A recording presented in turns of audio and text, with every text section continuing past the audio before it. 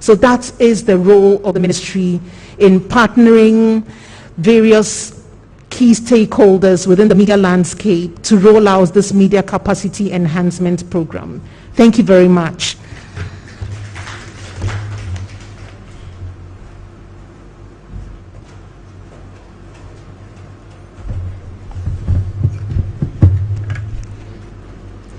Thank you, Mrs. Mamle Andrews. Before I invite Professor Kwame Nakwansa Edu for the substantive presentation, permit me to acknowledge the implementing partners once again. We have the National Media Commission, NMC, the Ghana Journalists Association, GJA, Ghana Institute of Journalism, Institute of Public Relations, IPR, Private Newspapers Publishers Association of Ghana, PRIMPAG, Ghana Independent Broadcasters Association, GIBA, and School of Information and Communication Studies of the University of Ghana. So I would now yield the podium to the committee chair, who also doubles as the rector of the Ghana Institute of Journalism, Professor Kwame Nakwansa Edu, for the substantive presentation.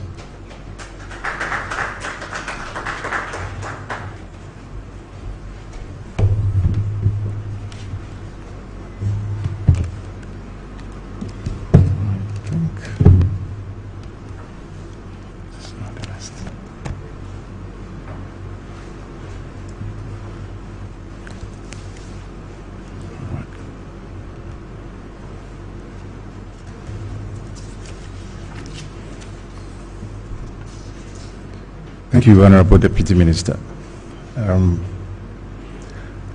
Our purpose this afternoon here, as she said, is to launch the Media Capacity Enhancement Program. A little bit of background. The growth in the media landscape has come with concerns of lowering professionalism and a concomitant increase in disregard for ethics. These have resulted in waning public trust and confidence in the media and press freedom. The situation is especially concerning because it has the potential to reverse years of progress in press freedom and erode public confidence in the media. Such developments will have a detrimental impact on the media's ability to effectively play their watchdog role and to help generate transformative change through facilitating access to appropriate and credible information. The increasing problems of the media has been attributed to the following factors in Ghana: general capacity gaps of the media, absence of a broadcasting law to regulate and sanitize the broadcasting sector, lack of transformation in media institutions, decline in reporting quality, low level of professionalism and inadequate training and competence gaps, lack of funding, lack of requisite resources, lack of training institutions, poor working and conducive conditions, inability to maintain quality and retain relevant people, and financial sustainability and viability of most media outlets. As you can see, these are quite hydra-headed issues that we have to deal with here. But the Media Capacity Enhancement Program seeks to tackle at least some of these concerns. So the objective of the program is to help position the media to effectively play their watchdog role in order to help consolidate our democracy for national development. Some of the specific objectives include the following: improvement in qualitative and effective reportage, increased professionalism in the conduct of both media personnel and media houses, awareness and increased desire and skills in how to hold duty bearers accountable, specialization in areas such as education, health, sports, etc., for deeper understanding and effectiveness. Now, the target beneficiaries. It is expected that the program will benefit a host of different people and groups. These include reporters, correspondents, commentators, producers, directors, social media executives, anchors, editors, program directors, production teams, video, motion, camera, sound, lights, technicians, etc., owners of media organizations, media critics, analysts, and civil society organizations. The understanding or the idea is that all of these individuals and groups have a significant part to play in getting the media to play its role in national development and nation building. The expected results are, we would expect that the following outputs and outcomes would be derived from implementing this initiative. 1, to provide continuous on-the-job training at regular intervals for over 900 members of the Ghana Journalists Association, Ghana Independent Broadcasters Association, and private Primpack and other media practitioners to improve their skills. To support training targeted at content creation for media practitioners, provide a regular platform to support media introspection on subjects related to media management, corporate governance, and media business models. To encourage ethical journalism and support media practitioners to undertake specialized training in chosen fields. So on the basis of this, as Mrs. Mamley Andrew said, a curriculum has been put together through consultation. The working party consulted a number of interested parties and came up with a curriculum. And so for the first set of training, which is expected to run from Monday 6th December to Thursday 9th December, and Friday is for departure 10th, 2021, in Kumasi in the Ashanti region. We are expecting to have a cohort of about 60 media personnel drawn nationwide, and these will be trained on 6 topics proposed by the working committee after consultation. The idea is to have a first nationwide training program which draws from all the sectors of the country. Subsequently, next year, the expectation is that we will have at least one training program in each of the 4 sectors, designated sectors, and that would be limited to people, media personnel from each of those sectors. Hopefully, we're expecting that by the end of the year, we would have covered a significant proportion of media personnel in these areas. The topics that we have decided on for the first pack of training is media as a tool for socioeconomic development and nation building, ethics and the journalism mission, journalism, media personnel and the law, digital media and online journalism, impact journalism and investigative journalism. There are other specialized topic areas that were discussed and also suggested when we did our consultations. These have been earmarked for subsequent training, but in the first set of training, this is what we are looking at. Thank you.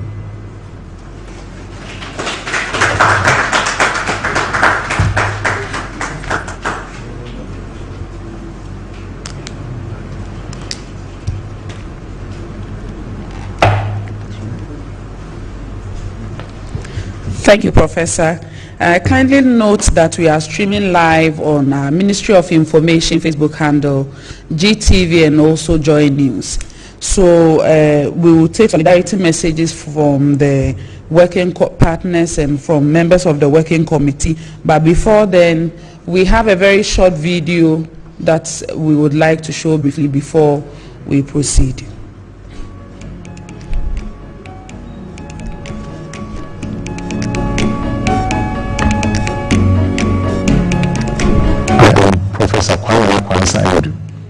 Rector of the Ghana Institute of Journalism, and also chairing the working party of the Media Capacity Enhancement Program. The objective of the program is essentially to increase the knowledge base, skill sets, and also the qualitative output of all people that work within the media. Journalists, cameramen, and editors, and a whole range of people that work within the media.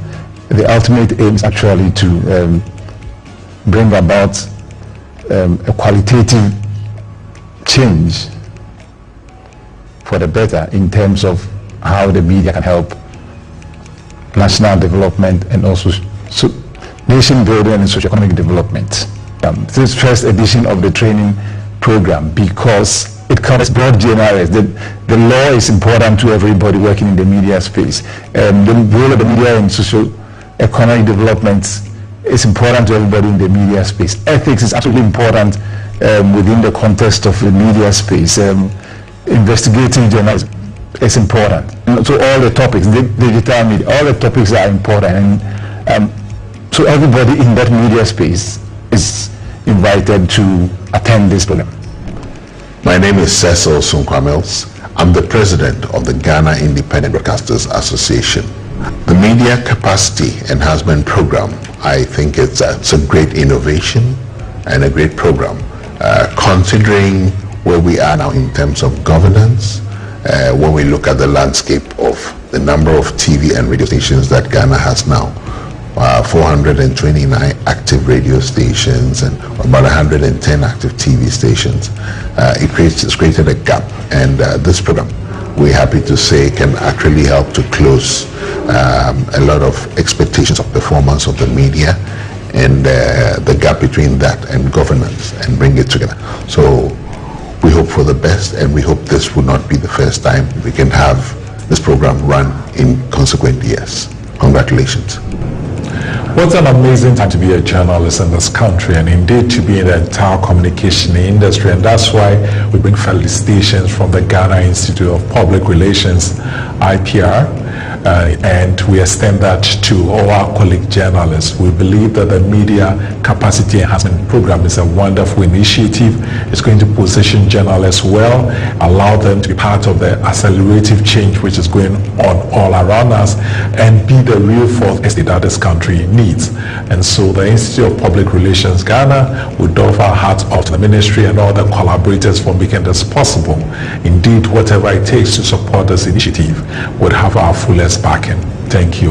Maoko Fajino is the name, President, Institute of Public Relations Ghana. Hi, my name is David Tamaklu. I'm the Vice President of the Private Newspaper Publishers Association of Ghana, PRIMPAC. We at PRIMPAC believe that the Media Capacity Enhancement Program is a good initiative. We hope that many more of our members and journalists across the country benefit from this initiative. It is our belief that the program will enable more professionalism in our industry and make our members more independent in their deliveries as journalists. We'll now go for the solidarity messages, and we will start off from GIBA, Ghana Independent Broadcasters Association.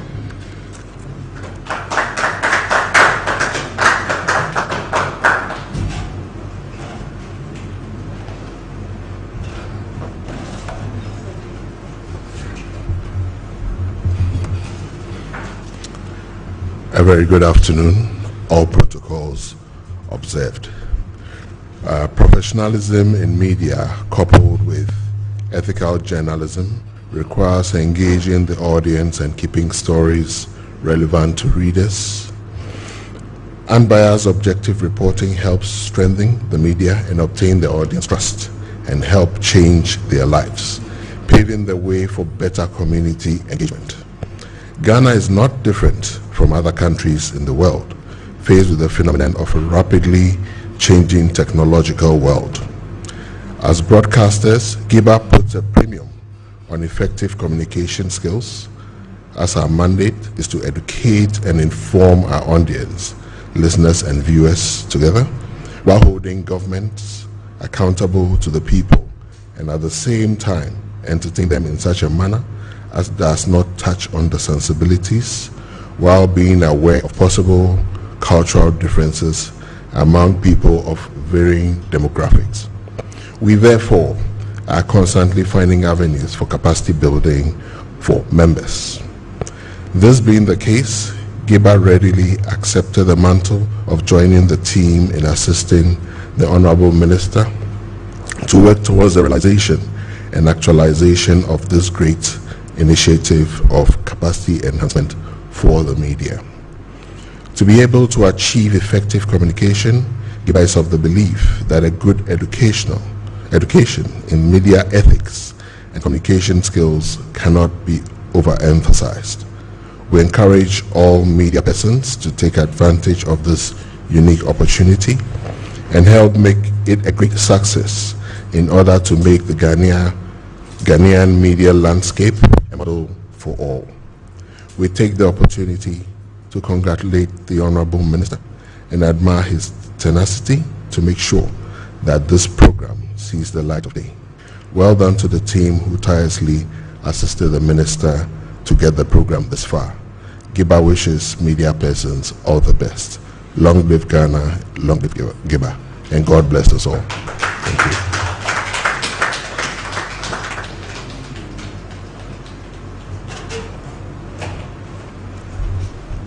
So for those at home, kindly note that we are live on Joy News, GTV, and the Ministry of Information Facebook page.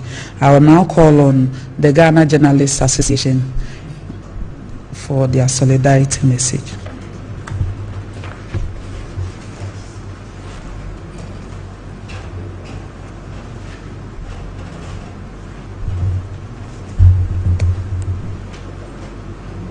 Deputy Minister of Information,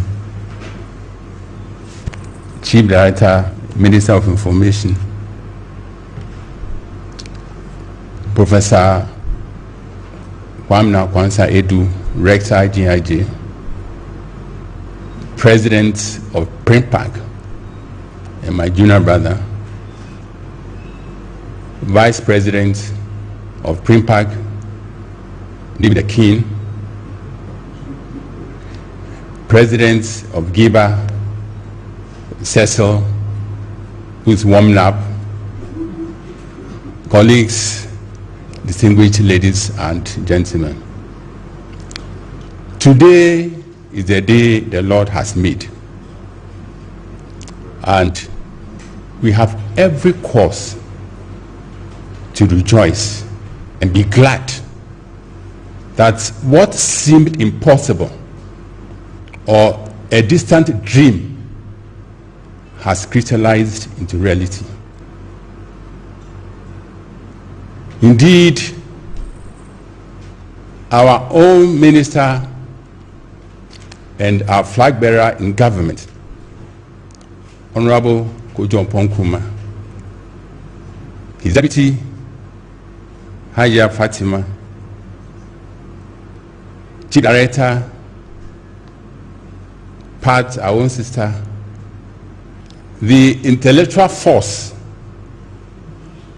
which produced a program will occupy a special place in history for coming out with a document, an initiative which will go a long way to bring about qualitative improvement in the media landscape.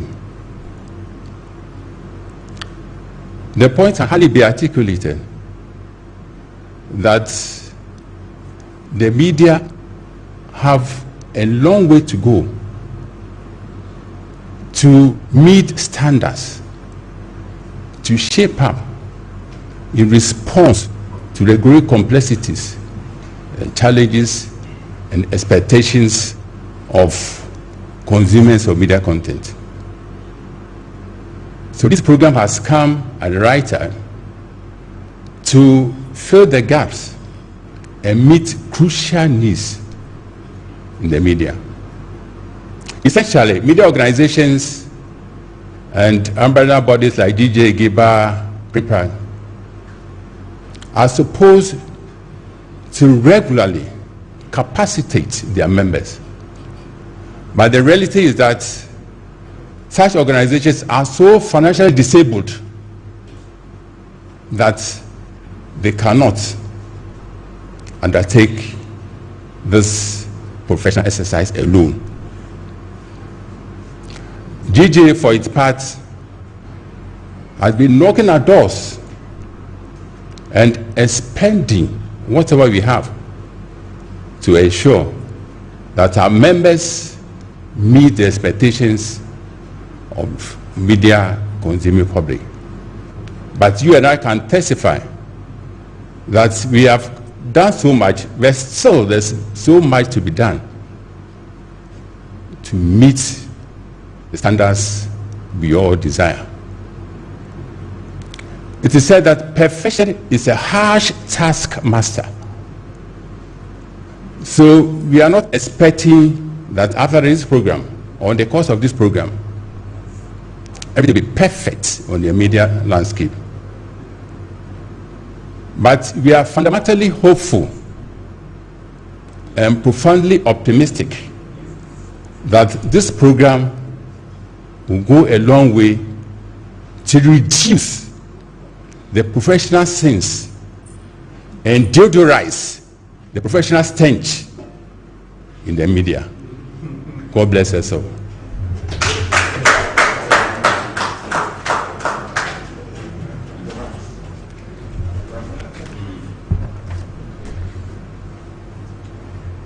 Thank you, Mr. President. We will now call on the Institute of Public Relations, Ghana, for their solidarity message.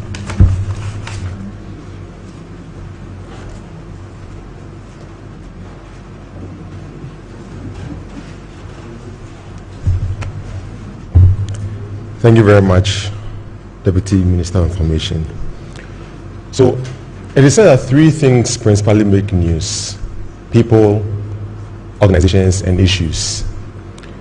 And for the Institute of Public Relations, being the chief architects of managing the image and reputation of people, organizations, and issues, we have a big stake in ensuring that this media capacity enhancement program will be successful, because the very reportage of journalists, or the issues that journalists bring about, are things that impact on the persons that we manage within our organizations, impact on our organizations as a whole, and also the issues that may be connected to our organizations. So I've had the opportunity to see the content of the program, and we believe that it's been very well done to afford journalists the fundamentals of understanding the issues or the theories that underpin their professions, that can help them to weather the storm or navigate the difficult task of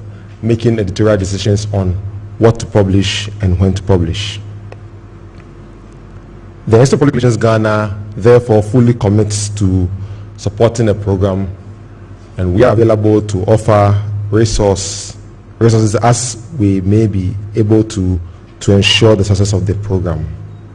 Investments in capacity building is very key, and some of our organizations, as well as the institute itself, have been in the forefront in previous times in building the capacity of journalists. But we think that this being a coordinated program, it's a very worthy activity, and want to commend the Ministry of Information for putting this together, and we are fully supportive of the program. Thank you very much.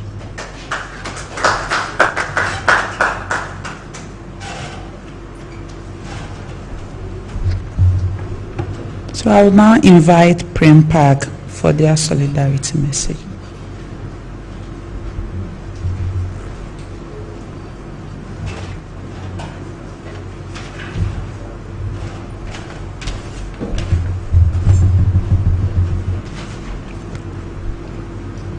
The Honorable Deputy Minister,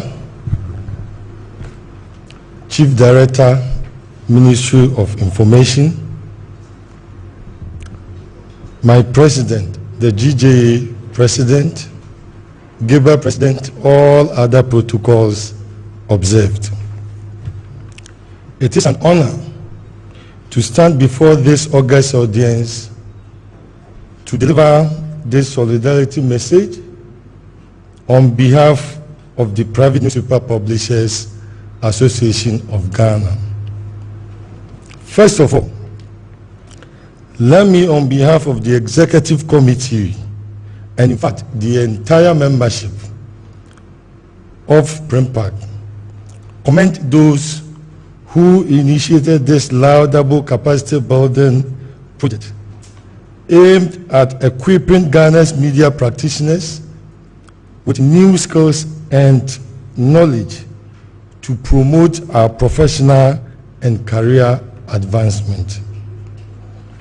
This is commendable in the sense that any profession that does not have ways of improving the knowledge and skills base of its members will soon find that profession fading away and losing its importance in the scheme of things, because it will surely be consumed by the ever-emerging changing trends in today's modern world. It is therefore obvious that through these various sessions of this laudable initiative, media practitioners will, in the coming days and months, recapture their pride of place and importance in society as members of the fourth estate of the realm, which we almost lost due to the lack of capacity building programs, lack of training, and refresher courses for our older folks and even practicing media professionals. To the Honorable Minister and your able team, we say kudos for this initiative. But going forward, PRIMPAC suggests that we should also look for ways of organizing training programs on some specialized areas of our national life, like economics, banking and finance, health, education, oil and gas, and the like. Because recent research has shown that lack of specialization in the media today is one of the factors responsible for low patronage of newspapers, especially private newspapers in this country.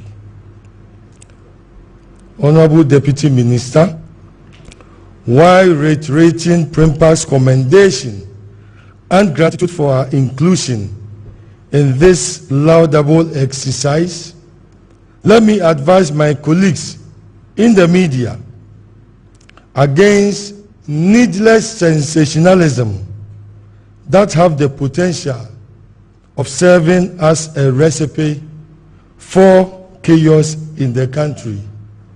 And let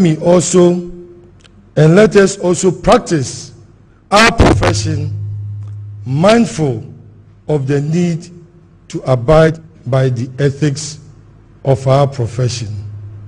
Thank you very much for your attention.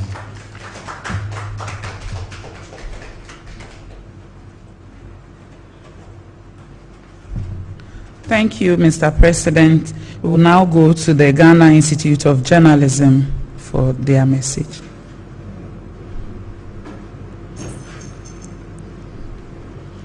Okay.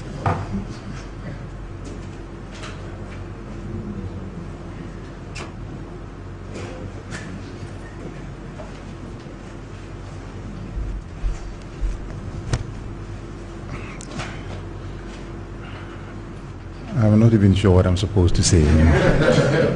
No one said I was going to do this. I tried to push it onto my deputy and he resisted fiercely. But anyway, we have been, GIJ actually has been part of this conversation from the beginning. And from where we sit, we think this is an absolutely fantastic initiative. And what we find most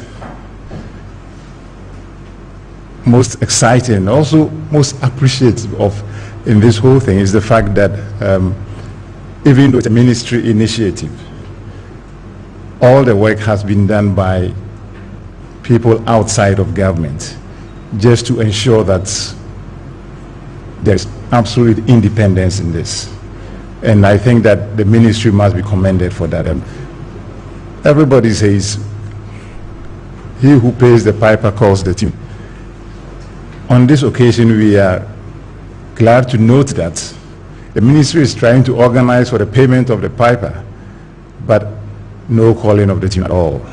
The decision has been made by the working committee, and this is a very good initiative. Ultimately, we all are aware that there are gaps in the media space, and that for the media to play its role of informing, educating, entertaining, a whole lot of things need to be done for us to bring the media to the level where they should be. And so this initiative, we can only say, is very much welcome. And we can also say that the opportunity to allow all interested parties to participate and to come up with something that the media finds worthwhile and worth engaging in is very much appreciated. The previous speaker, PRIMPAG president, mentioned about specialized areas. The actual areas that we considered. This is just what the topics that we mentioned earlier on are just the first ones that we are going to look at. Then we'll look at all the specialized areas that the members of the various umbrella associations have indicated. So hopefully the one that is trying to pay the piper will find the resources to continue to pay the piper and allow us, the working committee, to call the tune. Thank you.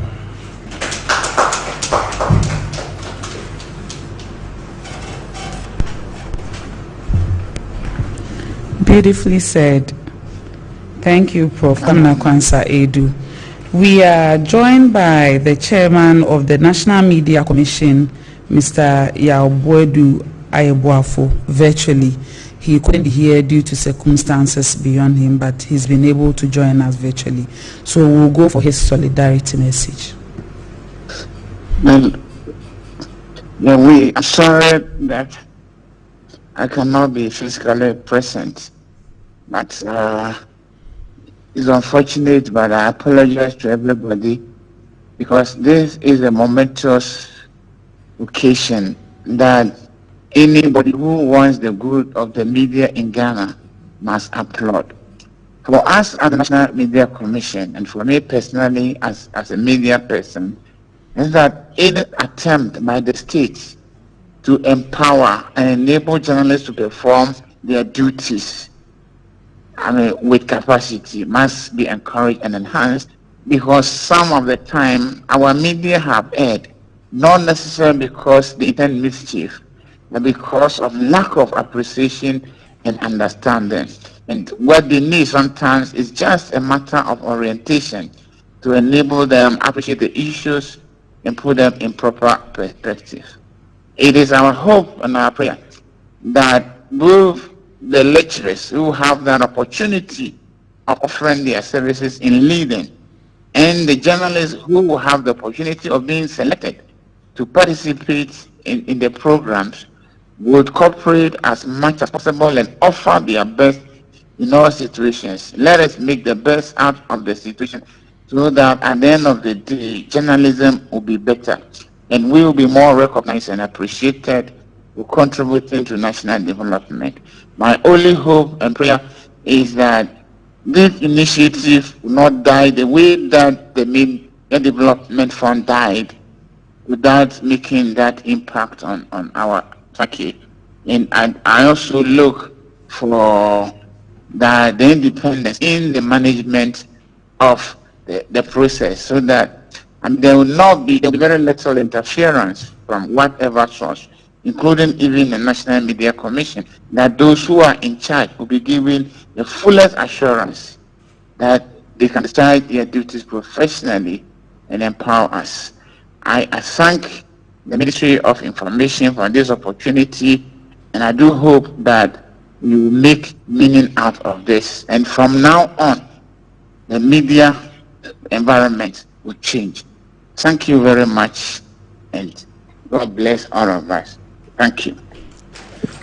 Thank you so much, Mr. Yabuedu Ayeboafo. So I know Chairman was the chairman, and Professor Kwame Nakwansa was hesitant to come here again, but we have to call him once again to come and officially launch the program so that we can go for questions from the journalists present. Prof, please.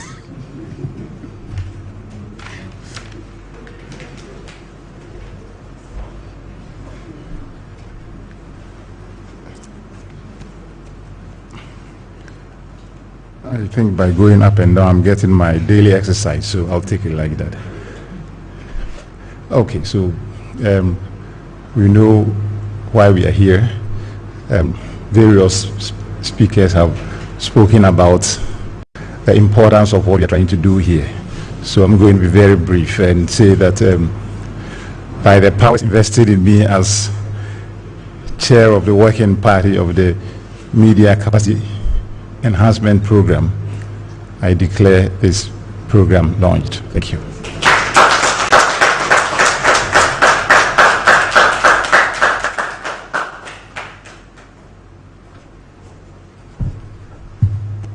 Thank you so much, Prof. The next time I call it will be for group photo. So we have some journalists in the house, so please, if you have any question from the back, we'll bring the microphone to you so that you ask your question. Okay. So we'll take the first question and then the second from the back.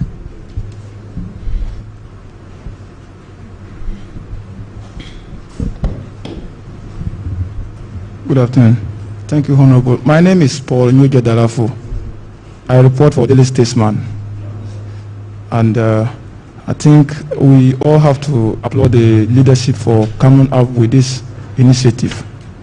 But that does not go without saying that several initiatives has come and gone, and yet we are seeing many.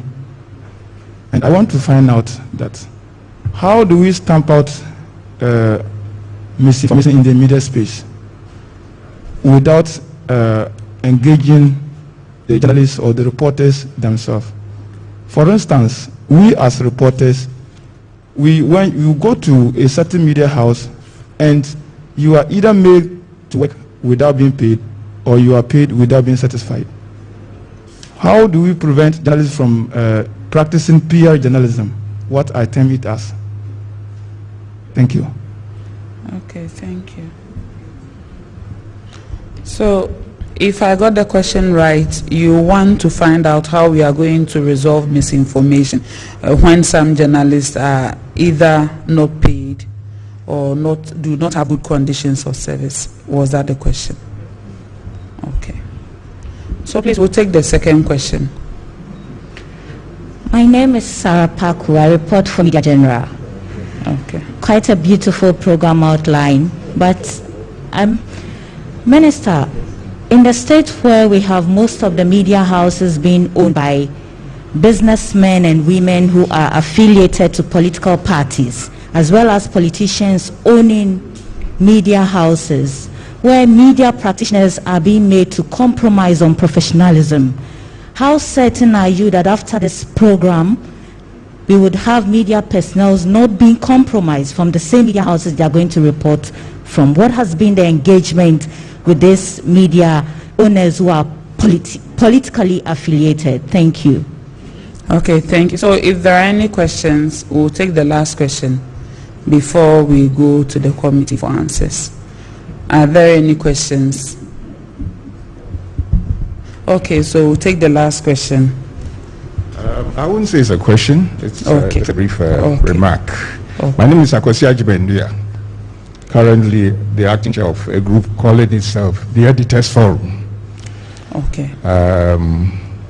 We haven't officially been called to give any solidarity message, but I think on my own behalf and on behalf of the association, we can throw a weight behind what you're doing. We know to him or her who much is been given, much is required.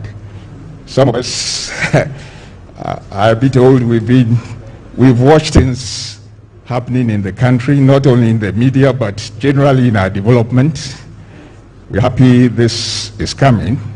We hope it will indeed help improve the media landscape, and for that matter, the development of Ghana. And I believe when things happen in Ghana, it really affects Africa. Thank you very much. Thank you very much. Thank you for the question. So I'll now go to the committee for answers. But because of the second question, let me state again that in recognizing the kind of polarization that political polarization that you just mentioned, that is why the Ministry of Information is not directly coordinating or doing anything apart from bursaries and also commitments as in giving our platform for this special purpose.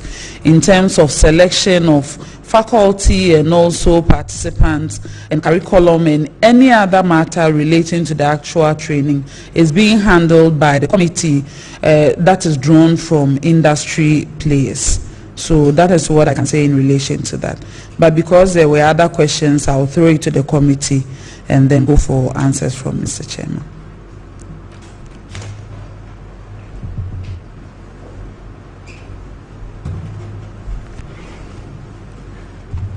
Okay.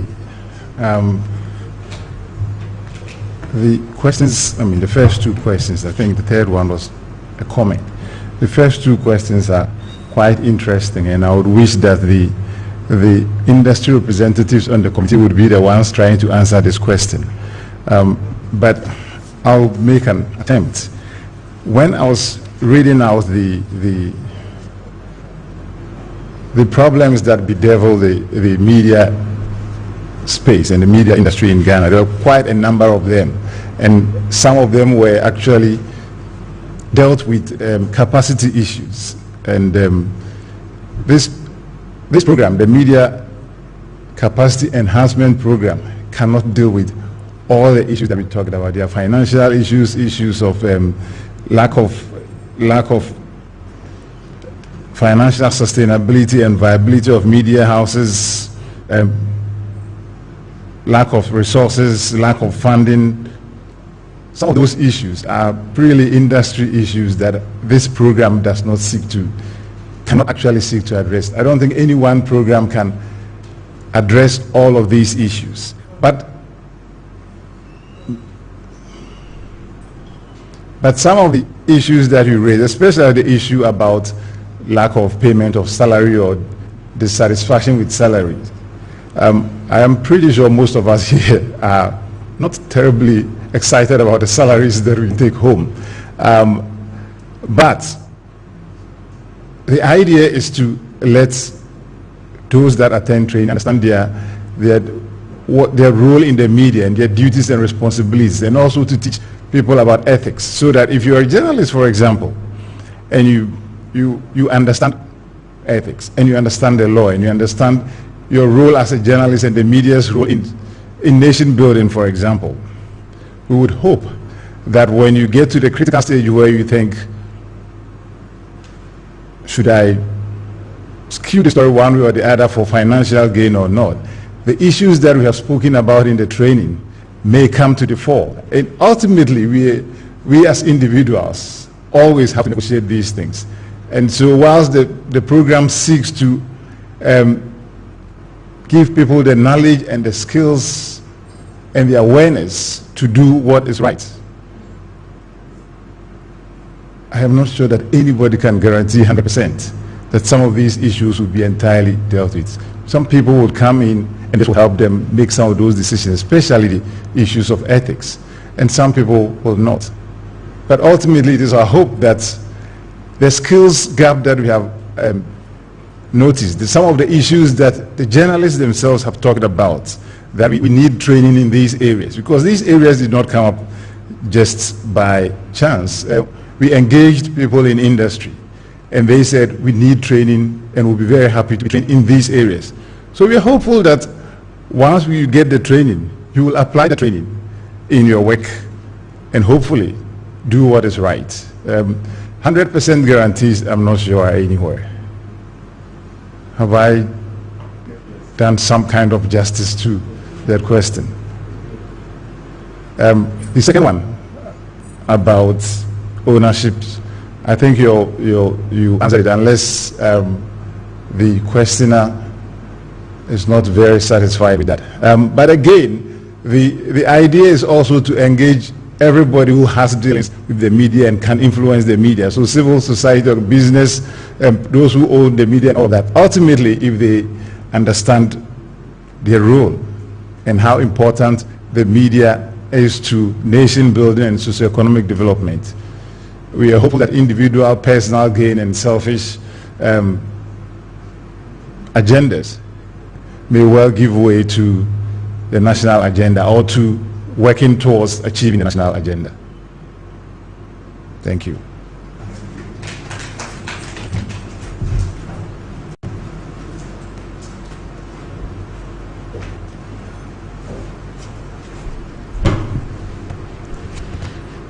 All too soon, we've come to the end of today's press briefing. Distinguished guests, I would like to thank you for attending today's program upon invitation. I hope this wouldn't be the last time you meet here. I know that very soon we'll be back to talk about testimonies and how impactful this program in general has been to the journalists of this country. Thank you once again for coming. So after the formal closing, we will invite the invited guests to join us here so that we can take a group photo. Thank you all. Good afternoon.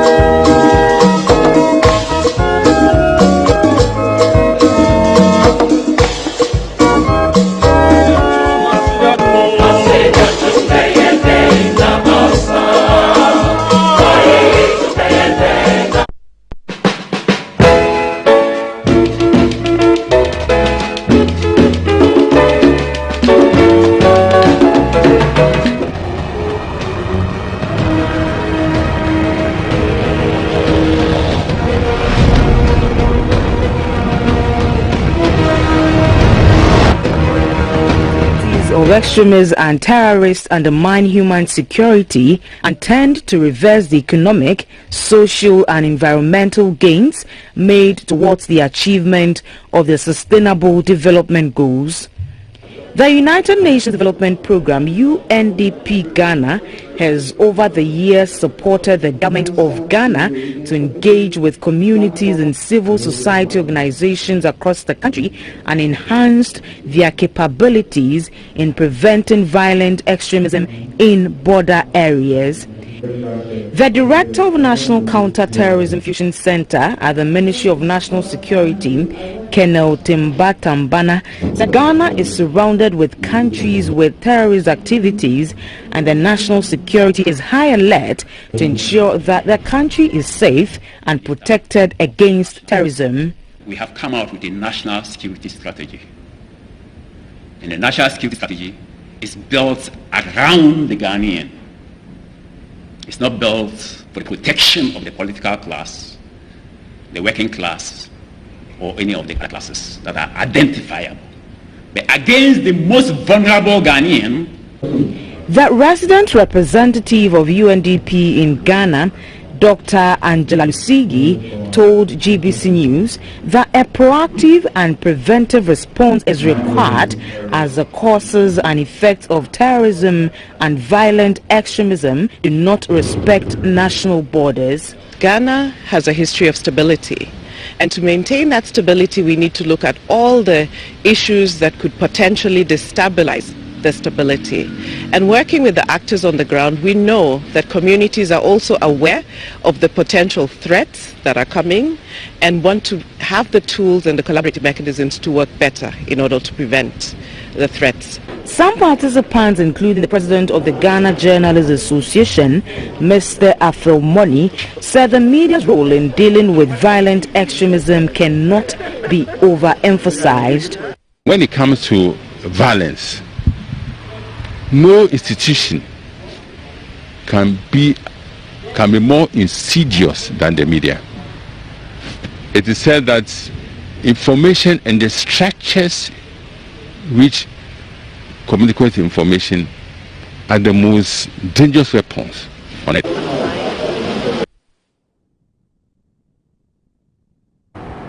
The Ghana Health Service says the unequal distribution of health workforce across the country to deprived areas is a major challenge at improving access to quality healthcare.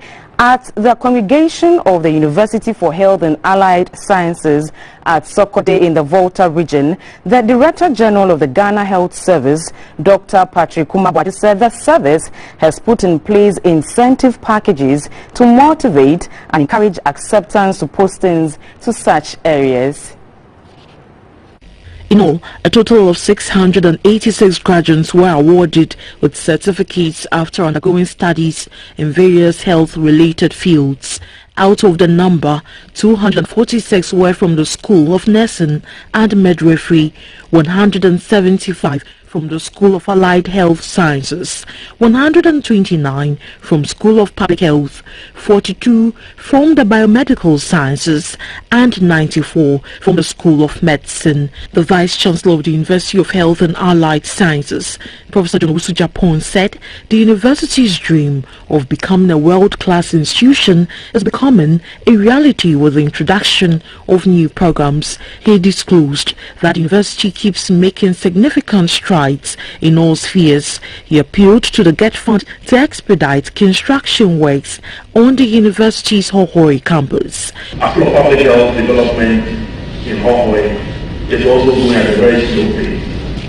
Again, it's also a GET Fund project, and it is our prayer and hope that this will be expedited. The payments are made to the contractor. The Director General of the Ghana Health Service, Dr. Patrick Kumabwati, said Ghana will not renege on efforts to achieving the Alma Mater Declaration on primary health care. According to him, the service has put in place a mechanism to motivate and encourage health workers to accept postings to deprived areas to improve on health care delivery. The maldistribution of health workforce across the country. This has been and remains a serious headache the health welfare policymakers and implementers. Employees working in these deprived locations enjoy special unparalleled attention from management at all levels of the service. Students who excelled in various academic disciplines were honored. Ms. Elizabeth Na Abiano Morton was adjudged the overall best graduating student.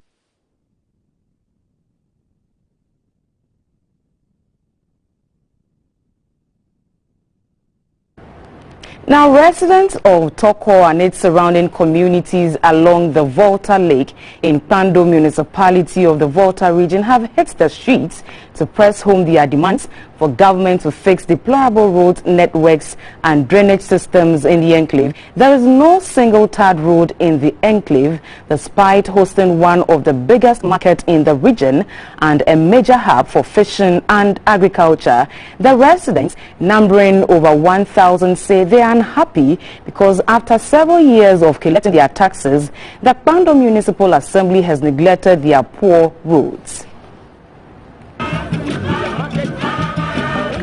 The residents protested through the Toko enclave. Their placards had inscriptions expressing their disappointment with the government and the appropriate authorities responsible for developments in the area. The deplorable road networks include the Pando Toko Road, Jewe to Jigbe Road, Jigbe to Gbokwe Avetikope Road, and the Toko Township Route. Toko is host to a vibrant fish market, which is a major source of revenue mobilization for the Pando Municipal Assembly. It also has a ferry site which facilitates transportation of goods and services on the Volta Lake for the people of the Volta region and other parts of the country. The protesters expressed displeasure that having contributed a chunk of the Assembly's revenue generation all these years, the Assembly has failed to honor its obligation to construct their roads to open up the area. We provide food items, we provide fish. People cross all the way from here to the eastern region. The Bantu lands here. The people from Accra comes and take our fish from here. But here we are suffering as the indigenous of the town. We cannot continue like this. We are happy that it was a very peaceful demonstration, and we are appealing to the government just to listen to us and face it for us, because it's just killing people. The protesters later hit the principal streets of Bandu, where they presented a petition to the municipal chief executive, Mr. Geoffrey Badasu. The leader for the protesters, Mr. Divine Akwensi V, said Toko and its environs have been neglected for far too long in terms of road infrastructure to boost economic activities in the enclave. We are not by this petition unfortunately blame the government, past or current, for neglecting to fix the Toko roads, which have over time deteriorated. The Bandu Municipal Chief Executive Geoffrey Badasu pledged to deliver the petition to the appropriate quarters for their concerns to be addressed. Yam farmers and producers at Prang in the Pru West district of the Bono East region are concerned that it is becoming increasingly difficult to purchase pesticides for their farms. In addition to this, traders want to quote their own prices at the farm gates. Peggy Amadonko reports. Yam is an important staple food crop in Ghana and produced throughout the country. Ghana's yam is produced in large quantities and exported year-round. Yam is a leading agricultural export commodity for Ghana, ranking 6th in the world, representing 10.3% of world exports. The country produces on average 8 million tons of the commodity annually. Yam is a good source of energy and low in calories, as well as being loaded with good nutrition. All varieties are excellent sources of vitamins A and C, potassium, folic acid and fiber. The gestation period for yam is about 6 to 7 months from its planting to harvesting. Within a short period, an average yam farmer is already reaping results and smiling home with a bountiful harvest. Prime in the Pru West district in the Bono East region is one of the yam production zones in the country. Yet, farmers say it's becoming difficult to maximize profits. Chemicals na aduro na edibo spray no yantimi ntosisi even kura auto na 30 series 30 Ghana series in the pompia yura no wu na wasa akotutu do nsa kotutu one fertilizer yantimi ntosisi ammonia yantimi nto ana yeye bayre de would ba enibo pase wonso no enko soro yi maya na yeso enya kakra say nkola na ya kwa school nyina no ye wonti na nkola na ya de kwa school nti se wa anya saa ba de ba kwa school. Twice in a week, that is Thursdays and Fridays, this is where yam farmers gather to sell their produce to the market queens. 110 tubers of yam, depending on the size, can sell for as low as 250 Ghana cedis. Unfortunately, the farmers are at the mercy of the weather, getting muddy during the rainy seasons. It is their desire that the District Assembly will give them a befitting market. Peggy Amadonko, GBC News, Prime. The Bono East Regional Minister, Mr. Kwesi Edujan, has promised to provide the public service broadcaster, the Ghana Broadcasting Corporation, office accommodation in the regional capital, Techiman. Mr. Edujan says GBC has a major role to play in helping to develop the new region and so will support its functioning in the region.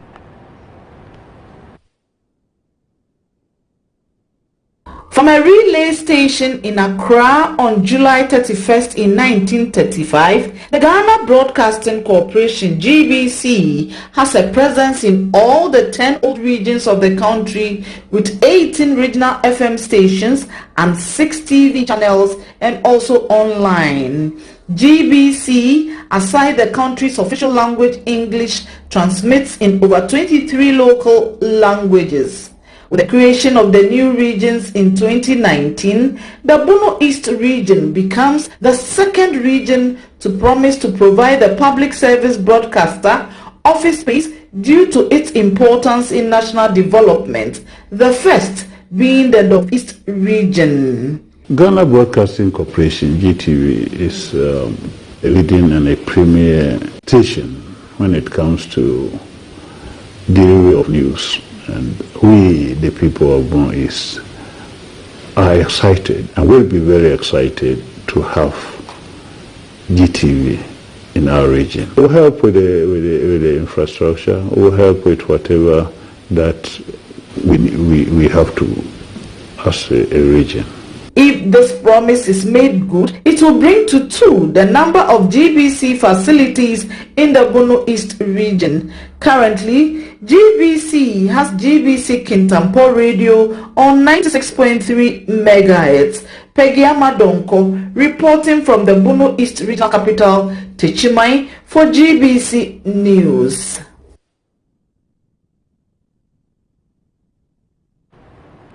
One of UNESCO's World Heritage Sites in the Ashanti region, Lake Bosomtwe, has been adversely affected by COVID-19, threatening the livelihoods of the local communities, even though the government has instituted measures to mitigate the effects of the pandemic in line with global trends. As part of our Tour Ghana series, Ashanti regional correspondent Razak Baba takes a look at the impact of COVID-19 on revenue generation to the Lake Bosomtwe site and ancillary businesses around the site. Lake Bosomtwe is the only true inland lake in Ghana, located within the Bosomtwe district of the Ashanti region. It is surrounded by about 22 villages.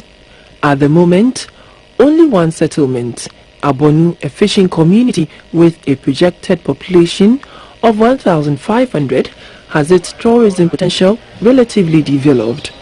Visitors describe it as an ideal place to relax and enjoy nature. Lake Bosomtwe is one of 6 UNESCO designated biosphere reserve sites. It is one of 3 of such internationally recognized sites in the country, with Bia in the Western North region and Songo in the Greater Accra region as the other 2 sites. From oral tradition, Lake Bosomtwe was formed in 1648 when a hunter pursuing an antelope shot and injured the antelope, referred to as Otri in tree. The antelope, however, continued its run until it disappeared in a small pond ahead. The said hunter, by name Akrabumpe, in shock decided to stay beside the pond and never returned to his town of Isamine. He then named the place Bosomtwe, which in English translates Antelope God. He believed that the water was a god and saved the life of the antelope. The Akwemuhene of Abonu, Nana Ajiman Okodom, explains further the oral tradition of the formation of the lake.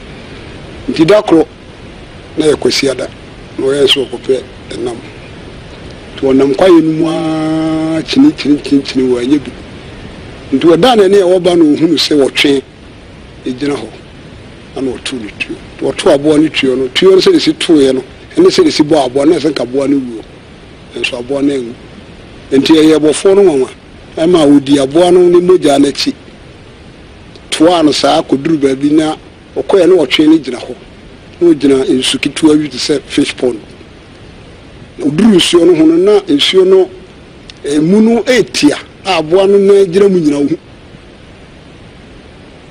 nti kwansiri no hu se wotwe no aya wonsuo no nti ne yamu hye no pa. Considering this belief, Lake Bosomtwe is held sacred by Ashanti traditionalists.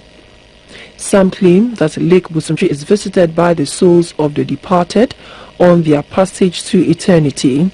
It is also the sacred water body of the Bosomtwe, one of the 5 divisions of the matrilineal intoned system, which the Ashanti and other accounts believe passes on a father's attributes to his children. Tourism and fishing are the principal activities in the area. Fishing provides livelihoods, income and food for the majority of people living in the local communities, while tourism generates significant revenue. However, The impact of COVID-19 has not spared the livelihood of the local communities, particularly at Abonu, and the tourism potential of the lake. Currently, local artisans who trade at tourism destination centers have all been disengaged temporarily. Mr. Blessed Amponsa is the manager of Lake Inn Hotel. Since the beginning of last year, there has not been no white person here. You can see the place is very quiet and we are approaching Xmas. We are hoping people vaccinate, the government open so we can get more money to pay lights and our case. It is seen as a taboo to use a regular dugout canoe or for metal or iron to touch the lake surface, that is modern boats, even though there are few that ply the lake. Because of this, a very different type of boat is used by the fishermen in the lake. It is a large plank that they sit on and use their hands or plates to paddle the makeshift floating device. It is, however, possible to take boat rides on the lake. The Assembly member for Abonu electoral area, Mr. James Adai, made a case for the government to properly develop the Lake Bosumtwi area as a major global tourist attraction, as it is widely used for research, especially on climate change, as well as environmental education for schools and universities. We have so many visitors here, but because of the COVID, the tourists or the visitors have been reduced drastically. The leader of the speedboat and plank owners team, Mr. Samuel Abrakwa, spoke about the effects of the COVID-19 on their livelihoods. First, Kate me for 10, 8, 16, but Siciano, and Pano, or who say over friendly pa ever bro 5 wa, what can when I'm yari. The coronavirus pandemic could serve as a reset button to factory settings for all to prioritize and invest in what really matters. Our social lives may change even after COVID-19, but many are recommending the government provides urgent support to harness the tourism potential of Lake Bosumtwi.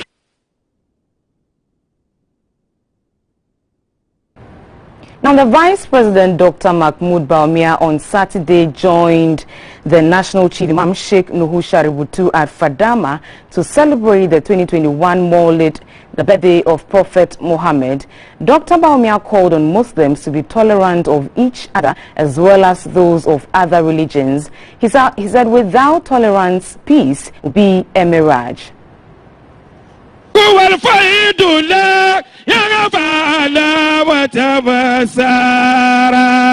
Maulid is celebrated by Muslims during the month of Rabiul Awwal, the third month of the Muslim calendar. It commemorates the anniversary of the birth of the founder of Islam and the proclaimer of the Quran. Muhammad's birthday is celebrated with religious lectures and recitals of verses from the Quran in mosques decorated with lights to mark the occasion. To the Muslim community, remembering Prophet Muhammad, who showed people the righteous path of compassion and universal brotherhood, is a worthy celebration. This year's commemoration is christened Global Peace and Stability, a collective responsibility.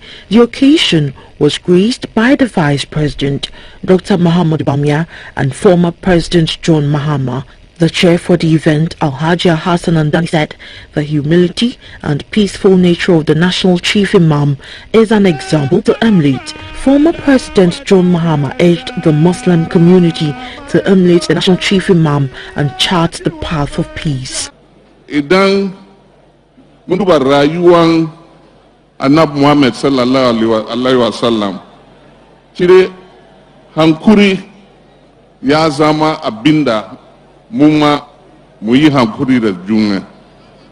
Idan ka duba babanmu Eminence Sheikh Shaributu, wannan na nuna kaman hankuri ya zama abinda ya kama da mu duka mu rika. In akwai hankuri akwai zaman lafiya, in akwai hankuri ba tashin hankali. The Vice President, Dr. Mahmoud Bawumia, said peace is crucial for the country and without peace there cannot be development. Maintaining peace The peace we enjoy in our communities and the country should be a concern and responsibility of all, regardless of religious or political affiliation. Without tolerance, there can be no peace.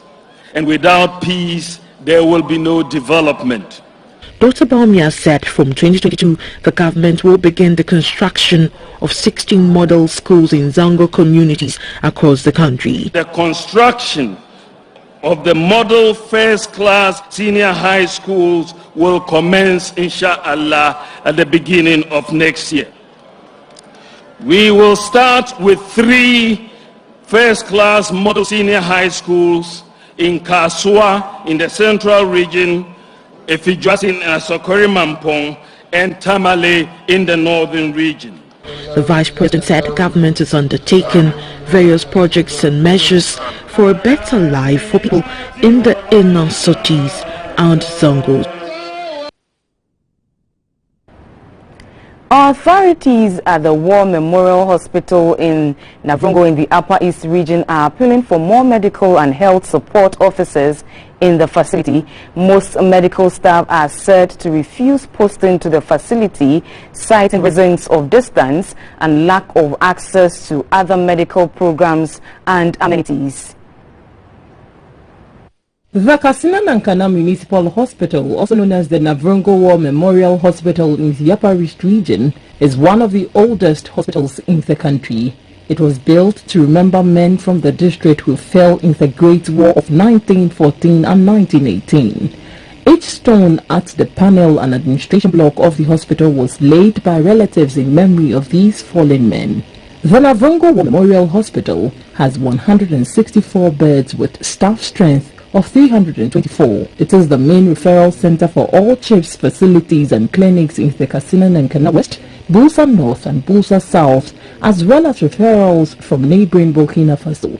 Noted to be one of the hospitals that focus largely on pediatric vaccinations, doctors accepting postings to this facility has been a major challenge. Without the Navrongo Health Research Center, which shares boundary with the hospital, has been augmenting the number of doctors at the facility. The administrator of the hospital, Mr. Benti Abubakar, says this is not enough for a hospital that serves a population of about 130,000. We do have some of the equipment that we would have waste. Like I talk about patient monitors, not a single one in this hospital. So we are made to do with this small digital BP apparatus and the rest. There has not been any major structural development or additions to the hospital, except for a few extensions and renovation works done over the past few years, including the recently built 17-bed capacity accident and emergency unit by the Navrongo Health Research Center. The acting director of the Navrongo Health Research Center, Dr. Patrick Ansan, says there are plans to get more of the wards refurbished to standard. For now, the authorities hope the Navrongo War Memorial Hospital will be refurbished to make it conducive for patients, while the problem of inadequate water storage facilities, frequent power fluctuations and inadequate doctor rotation will be solved. For GBC News, Mavis Champo reporting. A missing but found person, Mr. Emmanuel Keke Kwamena, is with the Department of Social Welfare, Kanishi. The 68-year-old man was found on 5th November 2021 at the Kanishi 1 Basic School. He is believed to hail from Jukwa in the Central Region. He is also suspected of suffering from dementia. Anybody with information about his relatives should call the Okankwe South Sub-Metro of the AMA and Department of Social Welfare, Kanishi, on 0303 935 397. The number again, 0303 935 397.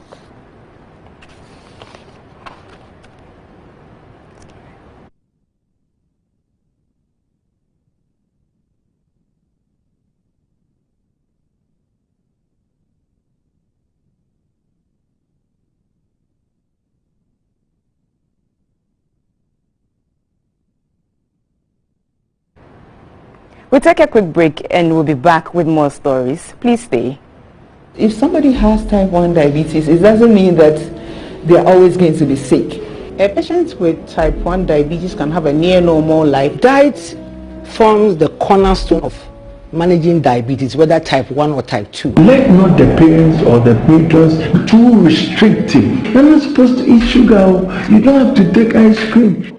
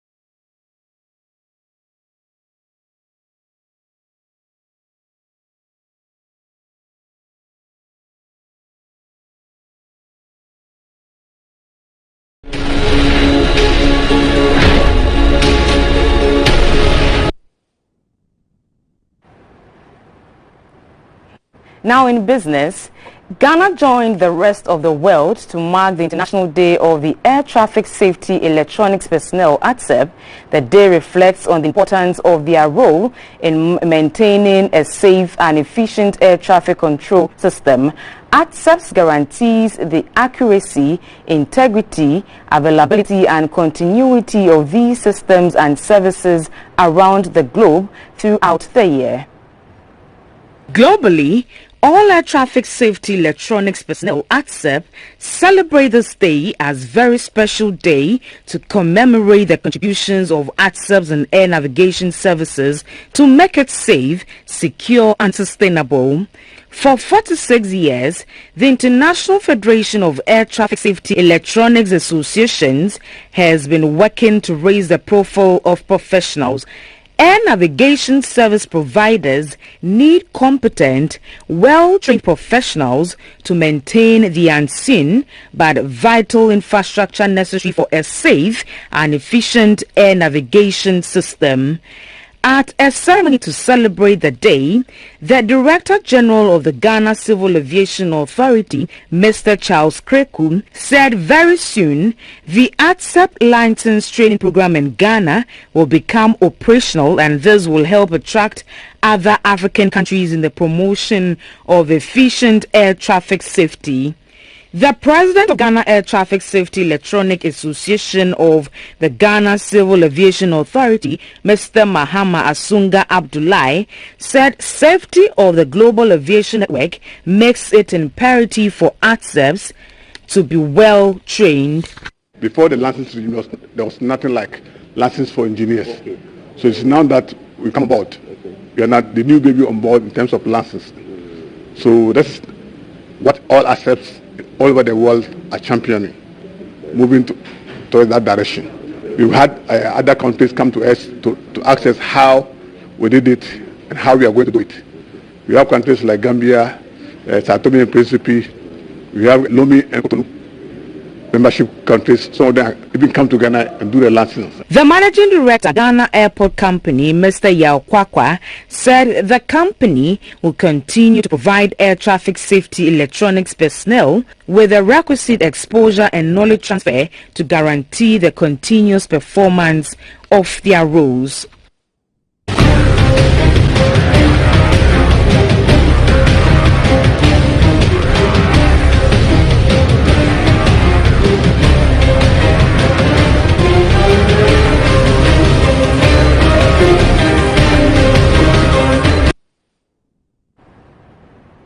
Now we do some international stories. While the decline in poverty rates in Africa may be a source of hope, the high concentration of extreme poverty is becoming a cause for concern. According to the World Bank, today the continent is home to more than 60% of the world's extremely poor, and this rate is expected to rise to 90% in 2030.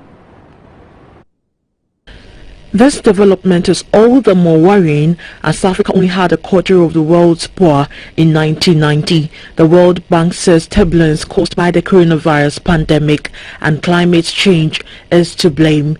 Extreme poverty is measured by the number of people living on less than $1.90 a day. While Africa has the largest number of people living in extreme poverty in the world, the disparities are even greater within the continent itself. In Mali, Nigeria, Malawi, Madagascar, Lesotho and Congo, more than 70% of the population is affected by this UN definition. Approximately 30 million Africans fell into extreme poverty in 2020 due to the health crisis, and 39 million more are at risk of falling into extreme poverty this year. World Day of the Poor, which is a creation of the Catholic Church meant to draw attention to the plight of the poorest, is marked every November 14.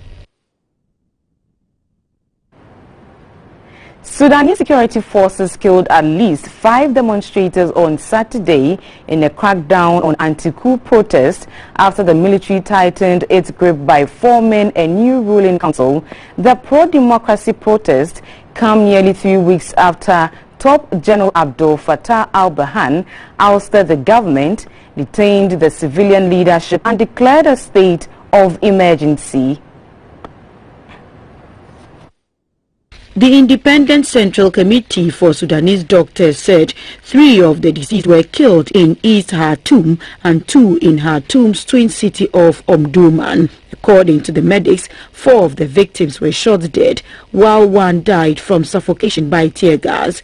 They also said that a large number of people were also wounded by live rounds.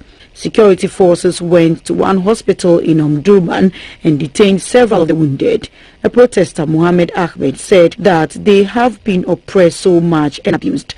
According to him, at the end of the day, the youth has a long breath and will not give up until they reach the goals of the revolution. The latest death brings to 20 the number of people killed in anti-coup protests since the military took over on October 25. Thousands of Congolese have taken to the streets of Kinshasa, the capital of the Democratic Republic of Congo, to demand a neutral poll body after President Felix Tshisekedi installed a close friend to head the Electoral Commission. Tshisekedi's move last month came despite the objection of both Catholic and Protestant religious leaders and the opposition. The opposition claims Dennis Kadima, the new head of the National Independent Electoral Commission, is corrupt and has a strong affiliation with the president. A protester said they would not give chance to what he calls as electoral fraud, and they say no to electoral fraud. Some protesters called for the return of former President Joseph Kabila, who ruled the Democratic Republic of Congo for 18 years before Tshisekedi came to power in January 2019.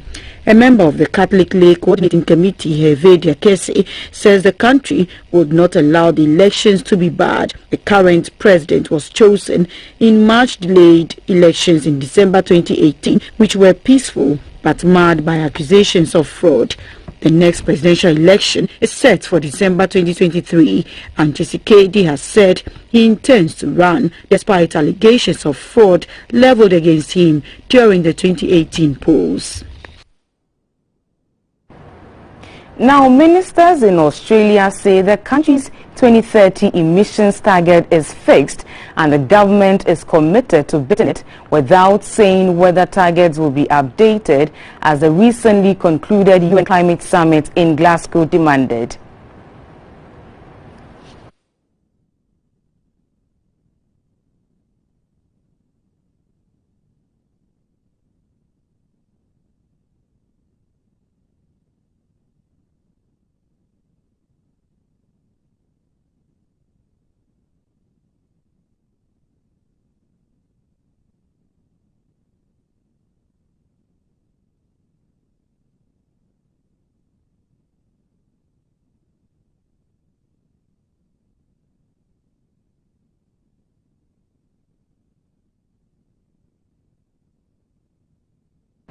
We'll take a quick break and we'll be back with sports news. Please stay. If somebody has type 1 diabetes, it doesn't mean that they're always going to be sick. A patient with type 1 diabetes can have a near normal life. Diet forms the cornerstone of managing diabetes, whether type 1 or type 2. Let not the parents or the patrons be too restrictive. You're not supposed to eat sugar. You don't have to take ice cream. Don't make the child feel so sad. It's a child, for goodness sake. There's a lot of benefits that we get from exercises. Being a caregiver for a child is the most difficult one, but if you decide to deal with it, I think you see it as a normal. We can also offer family interventions. It could be that there's poor communication about the condition.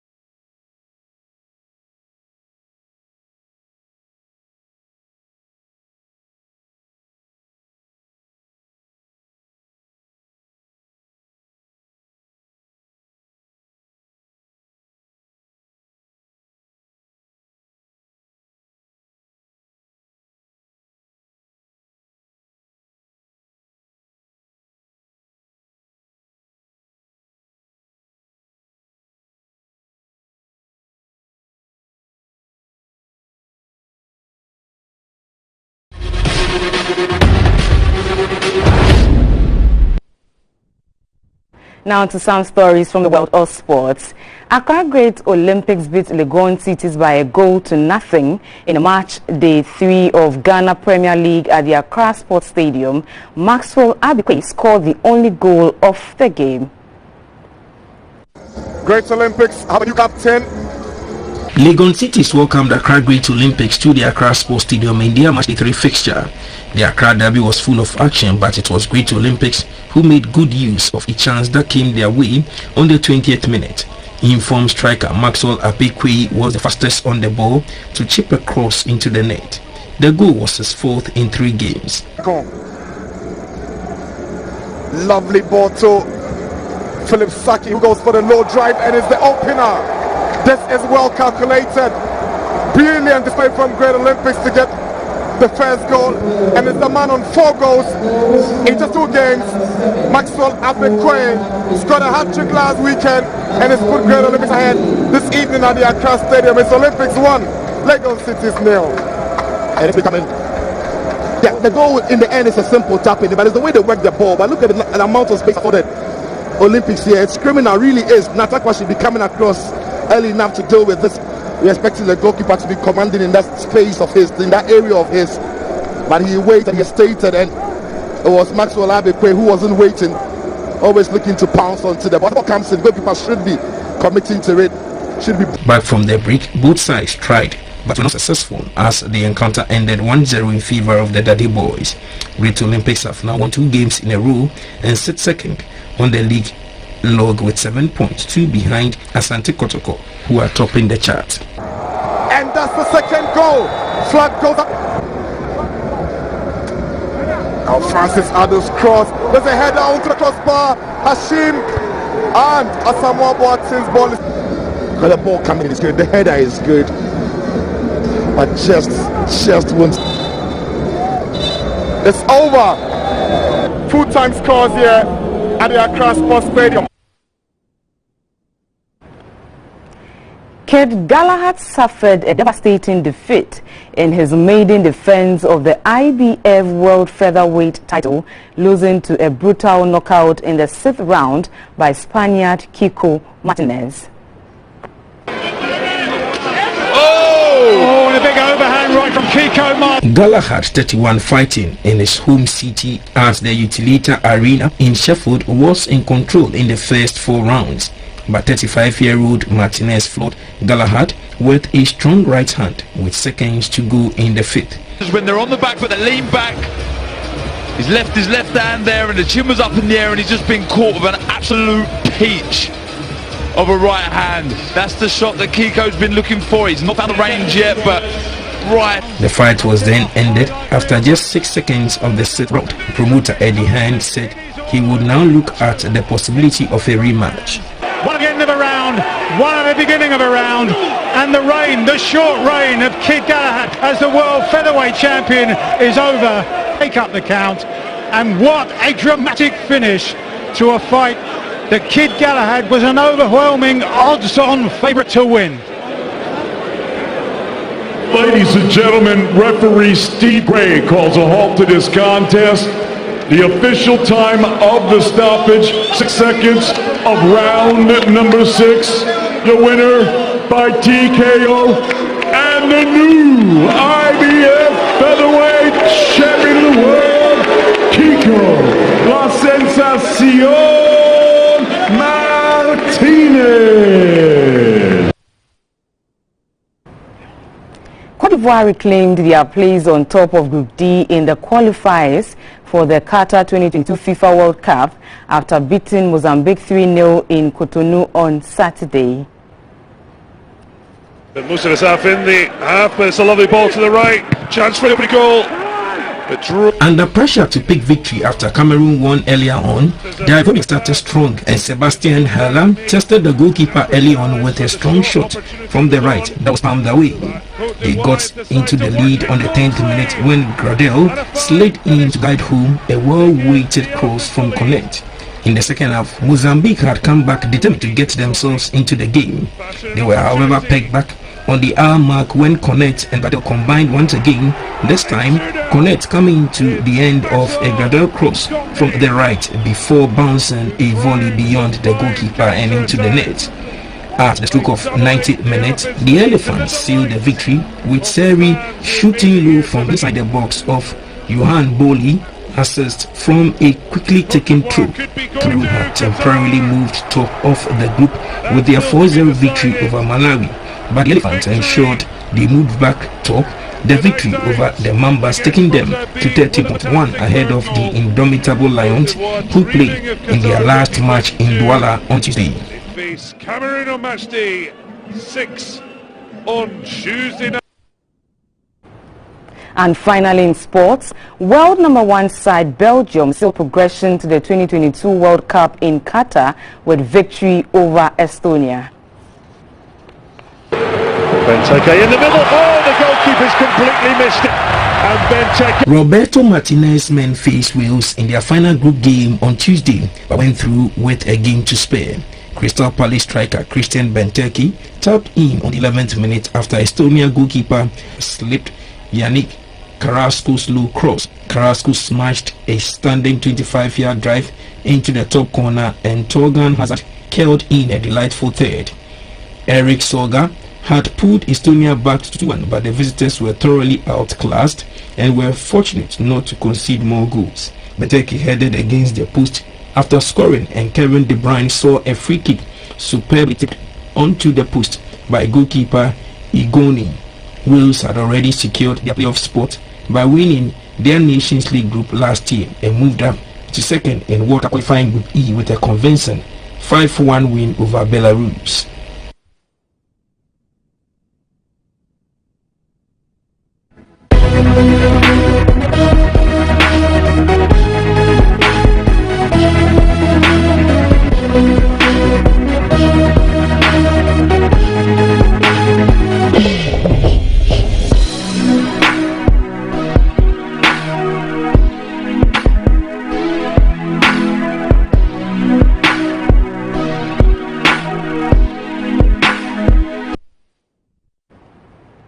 In entertainment, it's the moment fans have been waiting for, a date for the return of Carrie and Friends 17 years after the original show ended. In a teaser trailer released on Friday, streaming service HBO Max announced that the new 10-part spin-off series, And Just Like That, will debut on December 9. Ladies, your table is ready. They say some things never change.